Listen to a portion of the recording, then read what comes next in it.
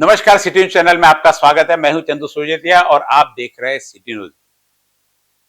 Police file और इसमें हमारा चल रहा था धारणी, जहां पर जनवरी माह में कई लोगों ने 6 लोगों पर हमला करके घायल कर दिया था।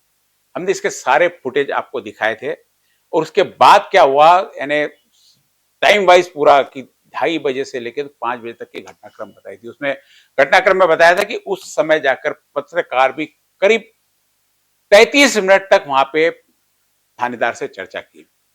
थोड़ा सा शॉर्ट में मैटर बता दूं, ये एफआईआर का पोस्टमार्टम भाग 4, आज से जो आज हम आपको दिखा रहे हैं भाग 4, इसमें हम ये बताएंगे कि किस प्रकार पत्रकारों को वहां के थानेदार ने गुमराह किया और जो न्यूज छपी है वह भी किस प्रकार पुलिस द्वारा गुमराह करके छापी गई।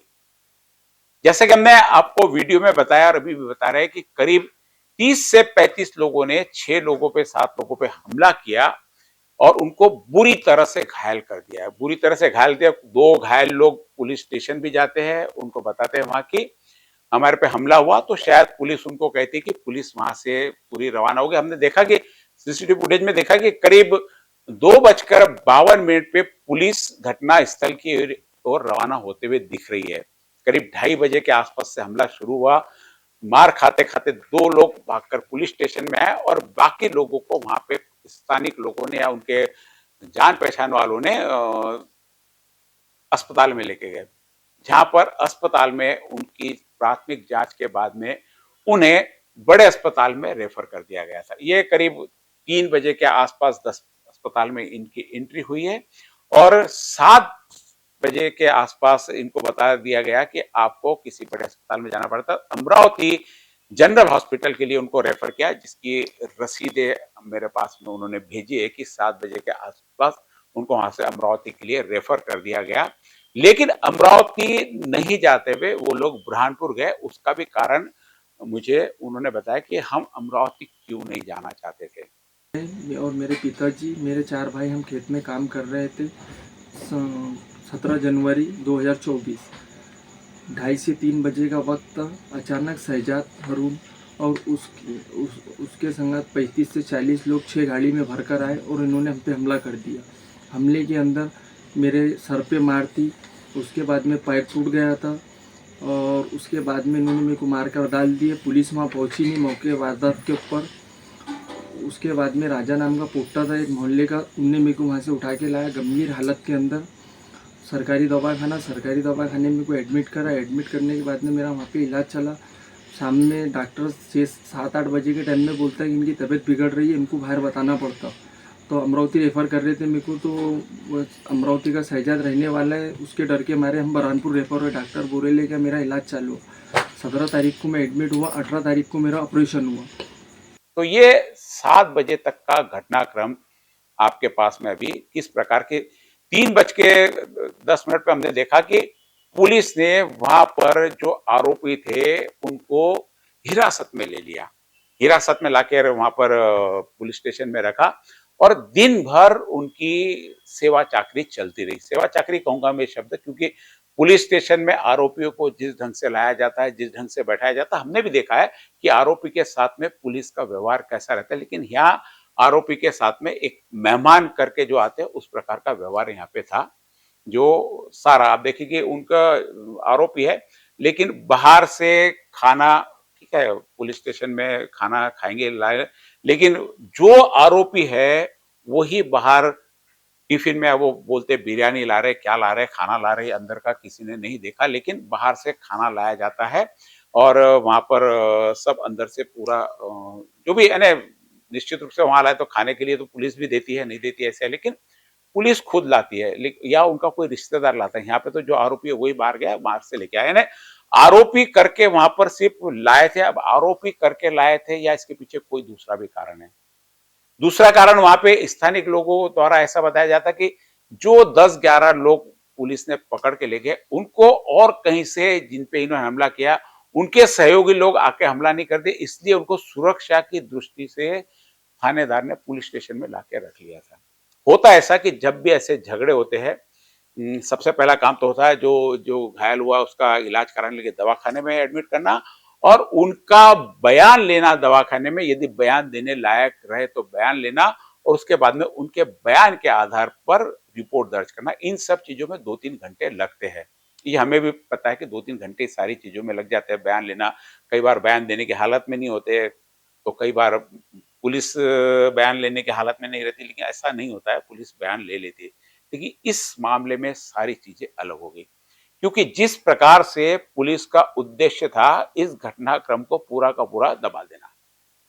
पत्रकारों से करीब 33 मिनट तक पत्रकारों से चर्चा करते रहे और समझाते रहे कि मामला क्या था। मामला उन्होंने, हालांकि झगड़े को कहीं पे भी हम बात कर रहे हैं सारी यहाँ पे, जो वहां पे हमला हुआ और जिन लोगों को मारा गया और जिन लोगों ने मारा, इन दो पार्टी के बीच में हम बात कर रहे हैं।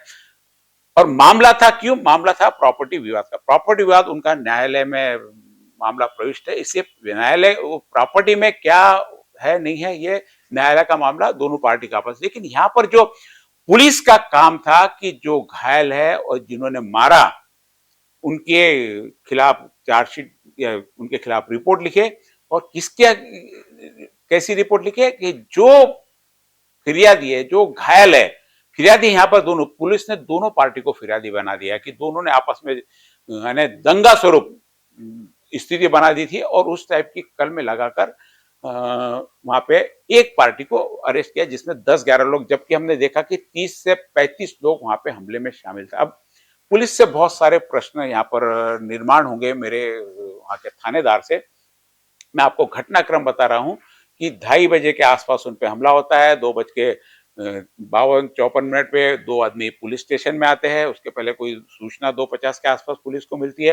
पुलिस 2:52 पे घटना स्थल पर जाकर रवाना होती है। 3 बजे तक पुलिस वहां भेजती है। वहां पर 3 बजे वहां पर कुछ पत्रकार भी मौजूद होते हैं उस जगह पे उस घटना के लिए। लेकिन पत्रकारों ने क्या रिपोर्टिंग की है? मात्र 2 पेपर ने इस घटना का उल्लेख किया। घटना का उल्लेख भी ये किया कि प्रॉपर्टी का विवाद है। 2 पेपर यहाँ पर मेरे पास में है, एक प्रतिदिन अमरावती का, जिसमें टाइटल उन्होंने दिया था खेत बना खूनी दंगल, और दूसरा एक मराठी पेपर संपत्तीचा वाद 6 जणांना जबर मारहाण। ये 2 पेपर में न्यूज आई थी। और एक लोकल न्यूज चैनल है, स्थानीय न्यूज चैनल है, उसने यहाँ पर एक न्यूज डाली थी। उसमें भी सारा ये बताया था कि प्रॉपर्टी का विवाद था। विवाद के मामले में आपस में दोनों के झगड़े हुए, पुलिस ने जाके वहां पे छुड़वाया, घायलों को दवाखाने में ये किया और आरोपी को हिरासत में लिया। ऐसा शॉर्ट में न्यूज, जो क्योंकि अक्सर हमने देखा कि पत्रकार भी पत्रकारिता करने के बजाय पुलिस क्या बोलती थी, और धारणी में तो अक्सर रहता है कि वहां पे प्रशासन के खिलाफ कोई पत्रकार जाता नहीं है। यहाँ पर शायद पत्रकारों को कहा गया कि न्यूज ही मत लगाओ, लेकिन पत्रकारों ने भी शायद दबाव बनाया होगा कि साहब इतनी बड़ी घटना की न्यूज रोकी नहीं जा सकती, तब जाकर शायद पुलिस ने रिपोर्ट भी दर्ज की होगी। मुझे ऐसा लगता है, क्योंकि घटनाक्रम का और रिपोर्ट लिखने का जो टाइम का डिस्टेंस है काफी ज्यादा है। ये मैं बताऊंगा अगले एपिसोड में कि कितने बजे उन्होंने रिपोर्ट लिखी और किसको बुलाकर रिपोर्ट लिखी, और फिरियादी की तरफ से कौन था, आरोपी की तरफ से, या आने वाले एपिसोड में। अभी तो आपको बता रहा हूं कि किस प्रकार वहां पर झगड़ा हुआ था और जाकर वो खुद एडमिट हुए। ऐसा जो फिरियादी है ना, हमारी नजर में जो फिरियादी है ना, जो जख्मी हो गए, जो जख्मियों को बता रहे कि हमारा वहां पे हम गए, उसके बाद में वहां के दवाखाना प्रशासन ने हमको बड़े हॉस्पिटल में वहां से रेफर कर दिया। इसी बीच पत्रकार हमारे आते हैं, पत्रकार घटना स्थल पर भी जाते हैं।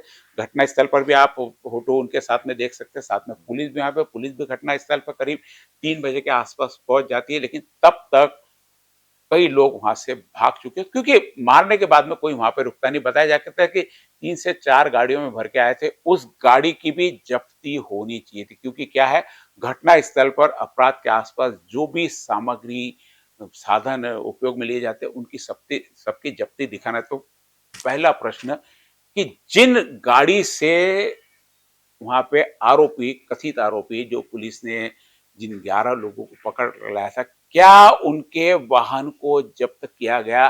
कितने वाहन में वो आए थे? क्या यह जानकारी पुलिस स्टेशन में नोंद की गई? उनके वाहन यदि जब्त किए गए तो कब छोड़े गए? वाहन किसके नाम पे थे? और पुलिस ने मात्र 11 लोगों के खिलाफ में मामला दर्ज किया, लेकिन वहां पे 30 से 35 लोग दिखाई दे रहे थे। वो 30 से 35 लोग, बाकी जो 20 से 25 लोग थे, उन लोगों के क्या नाम भी पुलिस ने तलाश किया है? छोटे छोटे से प्रश्न हैं। और क्या फिरियादी का बयान पुलिस ने अपनी डायरी में कहो, अपने बयान बुक में कहो, क्या बयान बुक में नहीं, क्योंकि फिरियादी का कहना है कि आज दिन तक जब मैं यह आपके सामने एपिसोड की चौथे एपिसोड की बात कर रहा हूँ, इस दिन तक भी जितने भी वहां पर जख्मी, मैं फिरियादी और आरोपी इसलिए नहीं, दोनों ने फिरियाद की है, जो मेरे पास में डाटा पुलिस स्टेशन से आया हुआ है उसके हिसाब से दोनों फिरियादी है। आपको अगले एपिसोड में फरियाद वो एफआईआर का जिक्र करेंगे, जिस चीज को लेके मैंने पूरे ये एपिसोड्स बनाए हैं पूरे पूरे कि मैं एफआईआर का पोस्टमार्टम कर रहा हूँ कि एफआईआर किस प्रकार होनी चाहिए थी और किस प्रकार पुलिस ने वहां पर एफआईआर लिखी और किस प्रकार पूरे प्रशासन के साथ में मीडिया को गुमराह किया या दबाव बनाया। क्योंकि मैंने वहां के पांचों जो अंदर थे, पांचों लोगों से बात की, सबके अलग अलग जवाब है, सबने अलग अलग कहा कि मुझे ये बताया, क्योंकि कहीं तो भी मीडिया पर भी दबाव था कि ये न्यूज नहीं लगाने का, लेकिन शायद मीडिया वाले दबाव बनाने में वहां पर कायम हो गए और पुलिस को एफआईआर लिखनी पड़ी। कब, ये मैं आपको कल बताऊंगा। अब कुछ प्रश्न है कि जो 30 से 35 लोग वहां पे हमले में दिख रहे, क्या उनके पूरे नाम पुलिस के पास में आए? क्या गिरफ्तारी के समय पीसीआर में उन लोगों से इनके नाम पूछे गए, इन लोगों की जानकारी ली गई? क्या वहां पर उपयोग में लाए गए वाहन, जिस वाहन से वहां पर वो हमला करने के उद्देश्य से आए थे और हमला किया, वह वाहन जब्त किए गए? ये सारी चीजें, और जो जख्मी थे क्या उनके बयान लिए? 3 प्रश्न मेरे वहां के थानेदार से मेरा प्रश्न है कि क्या आपने जो 30 से 35 लोग वीडियो में दिखाई दे, निश्चित रूप से ये वीडियो उस समय आपके पास भी, मेरे पास आया, तो आपके पास में भी ये वीडियो आया होगा, आपके पास में भी ये सारी चीजें बताई गई होगी और सारी चीजें लिखित में भी आपके पास में दी गई होगी। और जो लिखित में दी गई, जो वीडियो दिखाया गया, उस पर क्या आपने कार्रवाई की? क्या आपने जख्मी के बयान लिए? छोटे छोटे से प्रश्न है, यदि लिए है तो आप बता दिए। अगला एपिसोड मेरा जो रहेगा कि किस प्रकार इनकी एफआईआर लिखी गई और उसका पोस्टमार्टम किस प्रकार से होता है, कि पुलिस ने क्या करना चाहिए था और पुलिस ने क्या किया। निश्चित रूप से सारा करते करते पुलिस कहीं तो भी किसी को फेवर करते हुए दिखाई दे रही। स्पष्ट बता रहा हूं मैं कि किसी को भी यहाँ पे पुलिस का फेवर मिल रहा है, या तो पुलिस पहले से ही सारी चीजें जानती थी कि घटनाक्रम ऐसे होने वाला है और सारी चीज मैंने सी, जो आरोपी पुलिस ने 3:10 पे पकड़ कर लाए थे, क्या उनको सुरक्षा के लिए लाए थे या सही में उनको आरोपी बनाना था? और उसके बाद में भी किस प्रकार आरोपी की अदला-बदली होती है, किस प्रकार उनको रात में उनकी सुख-सुविधा का ध्यान रखा जाता है, सारा पूरे फुटेज के साथ में आपको अगली बार अगले एपिसोड में मिलेगा। आप देखते रहिए सिटी न्यूज़। और आपके पास में कोई ऐसा अत्याचार हो, प्रशासनिक हो, शासकीय हो, कोई भी, जहां पर आपको लगता है कि न्याय आपको नहीं मिल रहा, तो हम कोशिश कर सकते हैं, हम न्याय दिलाने की आपको गारंटी नहीं, लेकिन कोशिश कर सकते हैं कि उच्चस्थ अधिकारी तक आपकी बात सुनी जाए। न्याय देना अधिकारियों का और न्यायालय का काम है। हमारा काम सिर्फ आपकी समस्याओं को उन तक पहुंचाना, क्या होना है नहीं होना यह सारे भविष्य के गर्त में है। और आप हमारा यह चैनल यूट्यूब पे, फेसबुक पे, अमरावती, अकोला दोनों जिले में पूरे जगह ग्रामीण तक आप हमारे चैनल देख सकते हैं। अकोला में अभी इस माह में ही शुरू हुआ, तो अकोला से भी काफी अच्छी प्रतिक्रिया और रिस्पांस आ रहा है। और यूट्यूब पे देख रहे हैं आप, तो ये मेरा चैनल जरूर सब्सक्राइब करें, फेसबुक को फॉलो करें, इंस्टाग्राम को फॉलो करें। आपके फॉलो करने से निश्चित हमको और कार्य करने की प्रेरणा मिलती रहेगी। आपको यह एपिसोड कैसा लगा, आप जरूर नीचे हमारे कमेंट बॉक्स में लिखें। धन्यवाद।